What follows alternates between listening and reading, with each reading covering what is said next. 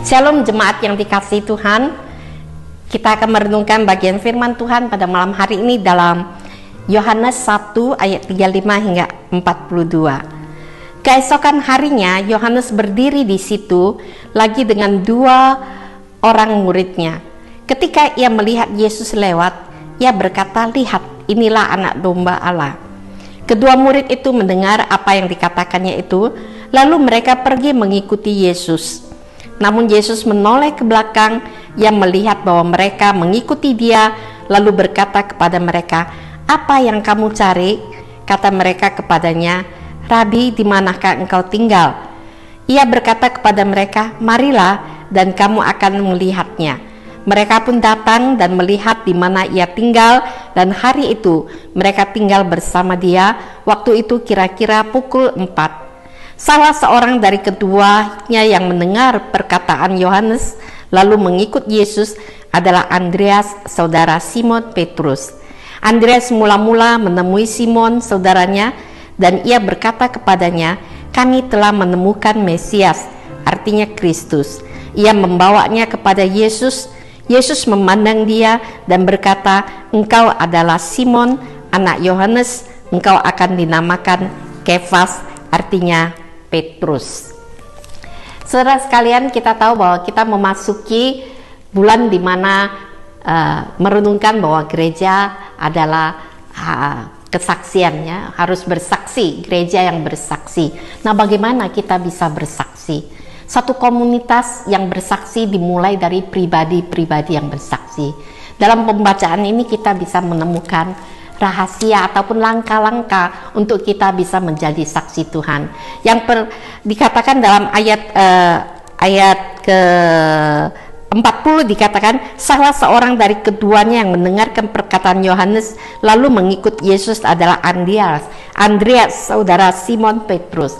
Kita belajar dari Andreas, bagaimana dia akhirnya bisa dipakai menjadi alat kemuliaan Tuhan. Yang pertama, dia berdiri pada tempat yang tepat, yaitu dia berdiri di antara Yohanes, seorang pemberitaan firman Tuhan.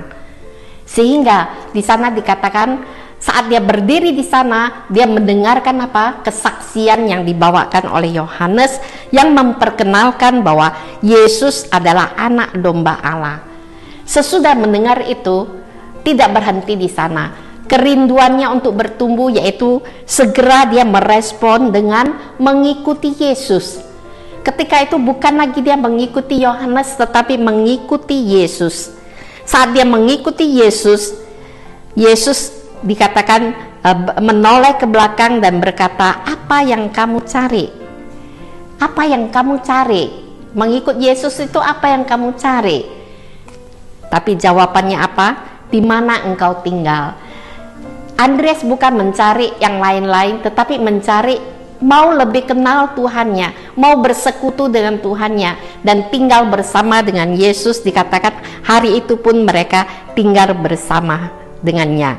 Dan sesudah itu dikatakan Andreas kemudian mula-mula menemui Simon saudaranya dan berkata kepadanya, "Kami telah menemukan Mesias," yaitu Kristus.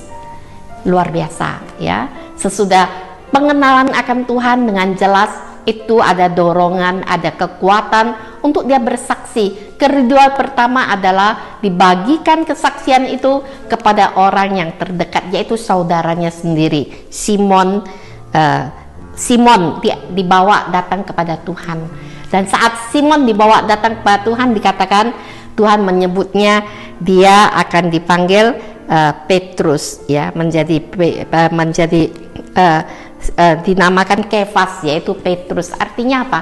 Simon seorang nelayan, seorang yang sederhana, tetapi saat dia menjumpai Tuhan, Tuhan ubahkan dia dipakai menjadi alat kemuliaan dan setia seumur hidupnya melayani Tuhan. Suatu kesaksian yang telah mengubahkan hidupnya dan menjadikan dia saluran berkat untuk semua orang. Demikian juga selanjutnya kita lihat juga Filipus, sesudah menemui Tuhan, dia juga memberitakan Injil kepada Nathanael. Jadi kita lihat Bisa bersaksi adalah dari pribadi-pribadi yang jelas mengenal akan Tuhannya, sehingga akhirnya mereka mencari satu persatu. Akhirnya pelipat ganda pun terjadi dan Injil diberitakan. Kiranya hari ini juga kita tidak mengabaikan kekuatan pribadi yang bersaksi, tetapi kita mau bangkit sungguh bersaksi dan dipakai Tuhan membawa perubahan, membawa orang mengalami keselamatan Tuhan. Amin. Kita berdoa. Tuhan Yesus, kami mengucap syukur dan terima kasih Engkau memperkenalkan dirimu sebagai juru selamat kami, sehingga kami boleh mengalami perjumpaan dan diselamatkan oleh Tuhan dan diubahkan, boleh menjadi alat kemuliaan Tuhan, membawa Injil kemanapun kami pergi.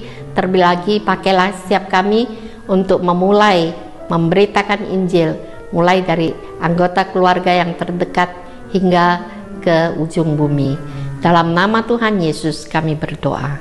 Amin.